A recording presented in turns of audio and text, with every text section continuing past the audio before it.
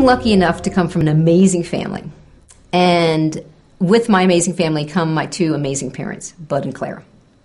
They've been happily married for the most part of 55 years. Now, every once in a while, like every couple, they have a hiccup. Here's an example of a hiccup I've seen and witnessed between them. My father, he would be in the kitchen, and he would say to my mother, who was in the living room, "Claire, where are the car keys?" Now, Claire didn't actually see him. She heard in his message the word idiot at the end of that sentence, even though he didn't actually say it. So her reaction is, "I don't know, Bud. You had them last." He implies she's an idiot. She does the same. What we call the law of reciprocity in action, unfortunately, working to their disadvantage. And the good news, or I don't know, maybe the bad news for them, that out of the 7 kids in my family, 3 of us are communication coaches. They get more free coaching than they'd want in a lifetime. So here's an example where my mother would get coached. So my father, same scenario. This time my mother's been coached.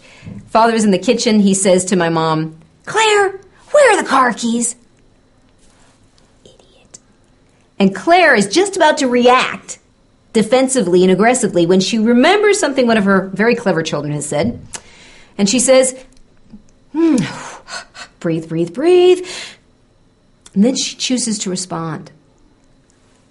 "I don't know, Bud. Let me come help you look for them." Now, of course, Bud's not a dumb guy. He knows that if he stays in the behavior he was using earlier, he knows that he's going to start to look stupid. So he responds in a very positive way, "Okay, great, sweetheart, and maybe we can go for a walk afterwards." So I use this example to talk about what we call frames, setting up positive and negative frames. In the first scenario, my father set up a negative frame. And because my mother wasn't conscious, she fell into his frame. In the second scenario, he set up the same frame. And this time, because my mother was aware and conscious of the frame, she looked at it and she said, "I don't know, it's not so interesting to me." And she set up a stronger, more attractive frame and invited him in.